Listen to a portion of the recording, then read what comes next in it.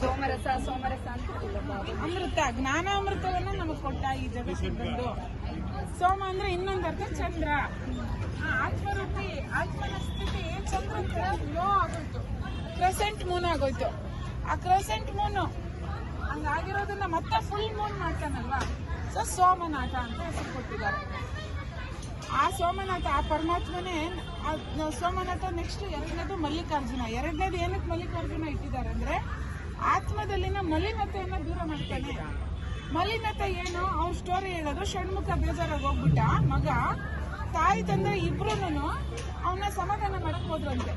ಅಲ್ಲಿ ಅವರು ಉದ್ಭವಿಸಿದ್ರು, ಅಲ್ಲಿ ಅವರು ಸೇರಿದ್ರು ಅಂತೇಳಿ ಅದು ಮಲ್ಲಿಕಾರ್ಜುನ ಗಾಯನ ಇರುತ್ತೆ. ಮಲ್ಲಿಕಾ ಅಂದ್ರೆ ಪಾರ್ವತಿ, ಅರ್ಜುನ ಅಂದ್ರೆ ಶಿವ, ಅದಕ್ಕೆ ಮಲ್ಲಿಕಾರ್ಜುನ ಅಂತ ಅವ್ರ ಹೆಸರು ಕೊಟ್ರು. ಅವರಿಬ್ರು ಸೇರಿ ಆ ಮಗನ ಒಂದು ಅವನ ಸ್ಥಿತಿ, ಪರವಶ ಸ್ಥಿತಿ ಇದೆಲ್ಲ, ಅವ್ನು ಬೇಜಾರಾಗ್ಬಿಟ್ಟಿರ್ತಾನೆ ಅವ್ರ ಅಮ್ಮನ ಮೇಲೆ. ಏನು ಮಹಿಷಾಸುರನ್ ಸಾಯಿಸಿರ್ತಾಳಲ್ಲ, ಆ ದೃಶ್ಯ ನೋಡ್ಬಿಟ್ಟು ಅವ್ನಿಗೆ ಬೇಜಾರಾಗ್ಬಿಟ್ಟಿರುತ್ತೆ. ಅಕ್ಸೆಪ್ಟ್ ಮಾಡಕ್ಕೆ, ಆ ಬೃಹದ್ ರೂಪನ ಅಕ್ಸೆಪ್ಟ್ ಮಾಡಕ್ಕೆ ರೆಡಿ ಇರಲ್ಲ ಅವನು. ಸರ್, ಅವನ ಮಲಿನತೆಯನ್ನ ದೂರ ಮಾಡ್ತಾನೆ ಅಂದ್ರೆ ಅರ್ಥ ಯಾರೋ ಷಣ್ಮುಖ ಅಲ್ಲ, ನಾವು ಆತ್ಮನಲ್ಲಿ ಇರೋ ಮಲಿನತೆಯನ್ನ ದೂರ ಮಾಡ್ತಾನೆ, ಅದಕ್ಕೆ ಮಲ್ಲಿಕಾರ್ಜುನ. ಮತ್ತೆ ಮಲಿನತೆ ದೂರ ಮಾಡಿದ್ಮೇಲೆ ಏನ್ ಮಾಡ್ತಾನೆ, ನಮ್ಮನ್ನ ಪರಮಾತ್ಮ ಕರ್ಕೊಂಡು ಹೋಗ್ತಾನಲ್ಲ, ಮೇಲ್ ಕರ್ಕೊಂಡು ಹೋಗ್ತಾನಲ್ವಾ, ಅದಕ್ಕೆ ಮಹಾಕಾಲ. ಮಹಾಕಾಲ ಕಾಲ ಅಂದ್ರೆ ಮೃತ್ಯು. ಮಹಾಕಾಲೇಶ್ವರ ಅಂದ್ರೆ ಅರ್ಥ ಈ ಮೃತ್ಯು ಪಂಜರದಿಂದ ಬಿಡಿಸಿ ಮತ್ತೆ ಜನನ ಮತ್ತೆ ಮರಣ ಅಂತಿಲ್ಲ, ಇನ್ ಕರ್ಕೊಂಡು ಹೊಟ್ಟೋಗ್ಬಿಡ್ತಾರೆ ಪರಮಧಾಮಕ್ಕೆ. ಇಲ್ಲಿಗೆ ಈ ಚಕ್ರ ಮುಗೀತು. ಸೊ ಕರ್ಕೊಂಡೋಗೋಕೆ ಪರಮಧಾಮಕ್ಕೆ ಕರ್ಕೊಂಡು ಹೋಗ್ತಾರಲ್ವಾ, ಅದಕ್ಕೆ ಅವ್ರಿಗೆ ಹೆಸರು ಮಹಾಕಾಲ. ಎಲ್ಲರನ್ನೂ ಕರ್ಕೊಂಡು ಹೋಗ್ತಾರಲ್ಲ ಪರಮಧಾಮಕ್ಕೆ.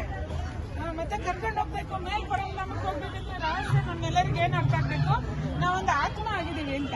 ಸೊ ಓಂ ಅಂದ್ರೆ ಅರ್ಥ ಅ ಉ ಮ, 3 ಅಕ್ಷರ ಇರುತ್ತೆ. ಆ ಅಂದ್ರೆ ಅಸ್ತಿತ್ವ, ಉ ಅಂದ್ರೆ ಉತ್ಥಾನ, ಮ ಅಂದ್ರೆ ಮೃತ್ಯು. ಆತ್ಮನಲ್ಲಿನ ಮಲಿನತೆಯನ್ನ ದೂರ ಮಾಡ್ಕೊಂಡ ನಾವ್ ಇವಾಗ ಮೇಲೆ ಹೋಗ್ಬೇಕಂದ್ರೆ ಆತ್ಮನೊಳಗಡೆ ಇರೋದೆಲ್ಲ ಹಳೆದೆಲ್ಲ ಹೋಗ್ಬೇಕಲ್ಲ. ಈಗ ಅದಕ್ಕೆ ರಿಯಲೈಸ್ ಆಗ್ಬೇಕು ಆತ್ಮನಿಂದ ನಾನು ಆತ್ಮ ಅಂತ. ಅದನ್ನ ರಿಯಲೈಸ್ ಮಾಡಿಸಿದ ಪರಮಾತ್ಮ, ಅದಕ್ಕೆ ಓಂಕಾರೇಶ್ವರ.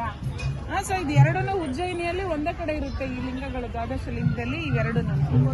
ಮತ್ತೆ ನಾವು ಆತ್ಮನ ರಿಯಲೈಸ್ ಮಾಡಿಸಿದ ಮೇಲೆ ಆತ್ಮನಲ್ಲಿರೋ ಕಾಯಿಲೆ ದೂರ ಹೋಗಿಸ್ಬೇಕಲ್ವಾ. ಆತ್ಮನಿಗೆ ಕಾಯಿಲೆ ಇದೆ, ಅಭಿಮಾನದ ಕಾಯಿಲೆ, ಇವೆಲ್ಲ ಕಾಮ, ಕ್ರೋಧ, ಲೋಭ, ಮೋಹ, ಅಹಂಕಾರ, ಇವೇನೇನು ಅವೆಲ್ಲ ಕಾಯಿಲೆನ ತಾನೆ. ಆ ಕಾಯಿಲೆನ ಔಷಧಿ ಕೊಡ್ತೇನೆ ಆ ಕಾಯಿಲೆಗೆ, ಅದಕ್ಕೆ ವೈದ್ಯನಾಥ ಅಂತ ಹೆಸರು ಕೊಟ್ವಿ. ಮತ್ತೆ ಈಗ ಡಾಕ್ಟ್ರು ಪೇಷಂಟ್ ಸರಿ ಹೋಗೋವರೆಗೂ ಕಳಿಸ್ಕೊಡಲ್ಲ ಅಲ್ವಾ, ತಾಯಿ ತನ್ನ ಮಗು ಹುಷಾರಾಗೋವರೆಗೂ ಬಿಡೋದಿಲ್ಲ. ಅದೇ ತರ ಜೊತೆಲಿ ಇರಿಸ್ಕೊಂಡು ಹೀಲ್ ಮಾಡಿದ್ರು, ಅದಕ್ಕೆ ರಾಮೇಶ್ವರ ಅಂತ ಹೆಸರು. ರಾಮ ಈಶ್ವರನ್ ಪೂಜೆ ಮಾಡಿದ ಅಂತ ಆ ಟೆಂಪಲ್ ಅಂತ ಹೇಳ್ತಾರೆ. ರಾಮ ಈಶ್ವರನ್ ಯಾಕೆ ನೆನ್ಸ್ಕೊಂಡ ಅಂದ್ರೆ ಅವನಿಗಿಂತ ಹೈಯೆಸ್ಟ್ ಅಂತ ತಾನೆ. ಸೊ ಅಂದ್ರೆ ನಿಜಾಂಶ ಏನಂದ್ರೆ ಸ್ವತಃ ಪರಮಾತ್ಮ ಶಿವ ಈ ಜಗತ್ತಿಗೆ ಬಂದು ಆತ್ಮ ಅಂದ್ರೆ ರಾಮ ಸಾಲಿಗ್ರಾಮ ಲೆಕ್ಕ. ಸೊ ಶಿವ ಮತ್ತೆ ಸಾಲಿಗ್ರಾಮ ಎರಡನ್ನೂ ಅಲ್ಲಿ ತೋರಿಸಿದ್ದಾರೆ ರಾಮೇಶ್ವರದಲ್ಲಿ. ಮತ್ತೆ ಭೀಮಾಶಂಕರ ಅಂತ ಹೇಳ್ತೀವಿ.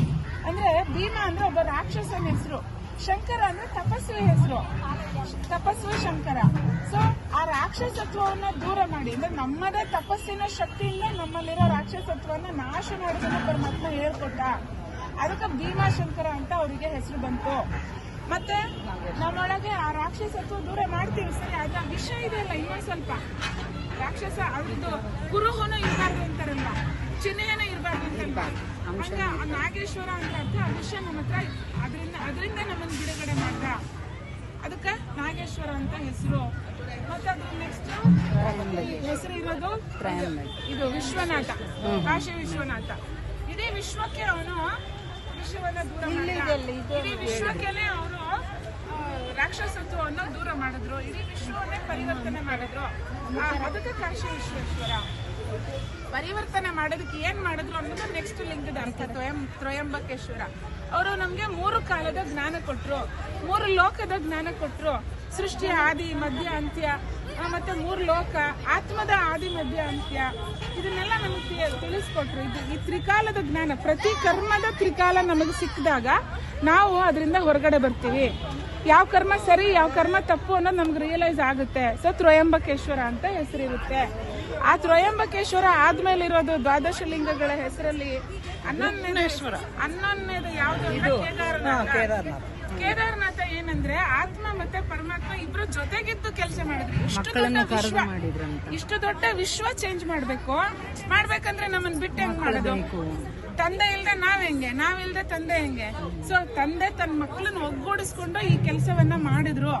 ಅದಕ್ಕೆ ಕೇದಾರನಾಥ ಅಂತ ಆತ್ಮಗಳು ಮತ್ತೆ ಸಾಲಿಗ್ರಾಮಗಳು ಮತ್ತೆ ಪರಮಾತ್ಮ ಇಬ್ಬರು ಜೊತೆಗಿರುವಂತ ಒಂದು ನೆನಪಾರ್ಥ ಯಾದಗಾರ್ ಅಲ್ಲಿ ಇದೆ ಕೇದಾರನಾಥದಲ್ಲಿ. ಲಾಸ್ಟಿಗೆ ಇರೋದು ಕೃಷ್ಣೇಶ್ವರ ಅಂತ. ಕೃಷ್ಣೇಶ್ವರ ಅಂದ್ರೆ ಇಷ್ಟೆಲ್ಲ ನಾವು ಭಗವಂತನ ಜೊತೆಗಿದ್ದೀವಿ, ಅವನ ಜೊತೆ ನಮಗೇನು ದರ್ಶನ ಆಗಲ್ವಾ, ವಿಘ್ನ ಬರೋದಿಲ್ವಾ? ಸೊ ವೆರೈಟಿ ಏನೇನು ವಿಘ್ನಗಳು ಬಂದ್ರು ನಮ್ಮ ಕರ್ಮಗಳಾಗ್ಲಿ, ಪರಿಸ್ಥಿತಿಗಳು, ಸಂಬಂಧಗಳದ್ದು, ನಮ್ಮ ವಿಕರ್ಮಗಳದ್ದು ಎಲ್ಲಾ ತರದ ಘರ್ಷಣೆ ನಮ್ಮೊಳಗೆ, ನಮ್ಮ ಮನಸ್ಸು ಬುದ್ಧಿಯಲ್ಲಿ ಘರ್ಷಣೆ ನಡೆಯುತ್ತೆ. ಆ ಎಲ್ಲ ಘರ್ಷಣೆಗಳೊಳಗೂ ನಮ್ಗೆ ಭಗವಂತ ಹೆಲ್ಪ್ ಮಾಡ್ತಾನೆ. ನಿನ್ ಕರ್ಮ, ನೀನ್ ಇಷ್ಟೆಲ್ಲ ಜ್ಞಾನ ಕೊಟ್ಟಿದ್ದೀನಿ, ಹೋಗೋ, ನಾನೇನು ಮಾಡಕ್ಕಾಗಲ್ಲ ಅಂತ ಬಿಟ್ಟೋಗ್ಲಿಲ್ಲ ನಮ್ಮನ್ನ. ಆ ಘರ್ಷಣೆಯೊಳಗೂ ನಮಗೆ ಸಹಯೋಗ ಕೊಟ್ಟು ನಮ್ಮನ್ನ ತಯಾರು ಮಾಡಿ ಕರ್ಕೊಂಡು ಹೋಗ್ತಾನೆ ಮತ್ತು ನಮ್ಗೆ ಜ್ಞಾನ ಕೊಡ್ತಾನೆ. ಅದಕ್ಕೆ ಅದೆರಡಕ್ಕೂ ಲಿಂಕ್ ಕೊಡ್ತಾರೆ. ಅಂದ್ರೆ ಲಾಸ್ಟ್ ಇರೋದು ಘರ್ಷಣೆಯಿಂದ ಬಿಡಿಸಿ ಕರ್ಕೊಂಡು. ಅಲ್ಲಿ ಸ್ಟೋರಿ ಏನಿರೋದು, ಕುಸುಮ ಅನ್ನೋ ಒಬ್ಬ ಭಕ್ತಿ ಮತ್ತೆ ಆಕೆ ಅಂದ್ರೆ ಮಗ ಸತ್ತೋಗಿರ್ತಾನೆ ಕಾರಣಾಂತರದಿಂದ. ಒಬ್ರು ಅವ್ರು ಏನಂತಾರೆ, ಸೌತಿ ಅಂತಾರಲ್ಲ, ಎರಡು ಪತ್ನಿ ಅನ್ನೋರು ಆ ವಿಷ ಹಾಕಿ ಏನೋ ಮಾಡಿ ಸಾಯಿಸ್ಬಿಡ್ತಾಳೆ ಆ ಮಗುನ. ಆದ್ರೆ ಅವಳು ಭಕ್ತಿ ಚೆನ್ನಾಗಿತ್ತು. ಆ ಭಕ್ತಿಗೆ ಮೆಚ್ಚಿ ಪರಮಾತ್ಮ ಶಿವ ಬಂದು ಆ ಮಗುನ ವಾಪಸ್ ಬದುಕಿಸ್ಕೊಟ್ಟ. ಅಂದ್ರೆ ಎಲ್ಲರೂ ಸತ್ತವ್ರನ್ನ ಬದುಕಿಸಿದ್ರು ಅನ್ನೋ ಸ್ಟೋರಿ ಇಲ್ಲ, ಎಲ್ಲೂ ಇಲ್ಲ. ಆದ್ರೆ ಅವ್ರಿಗೆ ಮಾತ್ರ ಬದುಕಿಸ್ಕೊಟ್ರು ಅಂತ ಹೇಳ್ತಾರೆ. ಅಂದ್ರೆ ಅದರ ಅರ್ಥ, ಈಗ ನಾವು ಅದೇ ಹಳೆ ಶರೀರದಲ್ಲಿ ಮತ್ತೆ ಪರಮಾತ್ಮನ ಜ್ಞಾನ ತಗೊಂಡು ಹೊಸ ಜೀವನವನ್ನ ಆಚರಣೆ ಮಾಡ್ತಾ ಇದ್ದೀವಿ. ಮತ್ತೆ ನಮಗೆ ಪುನರುಜ್ಜೀವನ ಮರು ಜೀವನ ನಮ್ಗೆ ಸಿಕ್ಕಿದೆ.